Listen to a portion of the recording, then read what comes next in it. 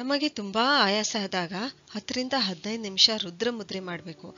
ತಕ್ಷಣ ಬೆನ್ನಿಗೆನೆ 5 ರಿಂದ 10 ನಿಮಿಷ ಪ್ರಾಣ ಮುದ್ರೆ ಮಾಡಬೇಕು. ರುದ್ರ ಮುದ್ರೆ ಹೇಗ್ ಮಾಡ್ಬೇಕಂದ್ರೆ, ಎರಡೂ ಕೈಗಳ ಪೃಥ್ವಿ ತತ್ವ ಪ್ರತಿಪಾದಿಸುವ ಉಂಗುರು ಬೆರಳು ಮತ್ತು ವಾಯು ತತ್ವ ಪ್ರತಿಪಾದಿಸುವ ತೋರ್ಬೆರಳು ಇವುಗಳ ತುದಿಗಳನ್ನು ಏನ್ ಮಾಡ್ಬೇಕು, ಅಗ್ನಿ ತತ್ವ ಪ್ರತಿಪಾದಿಸುವ ಹೆಬ್ಬೆರಳಿನ ತುದಿಗೆ ಹಚ್ಚಬೇಕು. ಈ ಮುದ್ರೆಯಲ್ಲಿ ಏನಂತಂದ್ರೆ ಒಂದೇ ಸಲಕ್ಕೆ ಪೃಥ್ವಿ ತತ್ವ ಮತ್ತು ವಾಯು ತತ್ವ ಎರಡೂ ಏನಂತಂದ್ರೆ ಬ್ಯಾಲೆನ್ಸ್ ಆಗುತ್ತವೆ. ರುದ್ರ ಮುದ್ರೆಯಿಂದ ನಾಭಿಯಲ್ಲಿರುವ ಶಕ್ತಿ ಕೇಂದ್ರ ಅಂದ್ರೆ ಮಣಿಪುರ ಚಕ್ರ ಉತ್ತೇಜಿತಗೊಳ್ಳುತ್ತದೆ.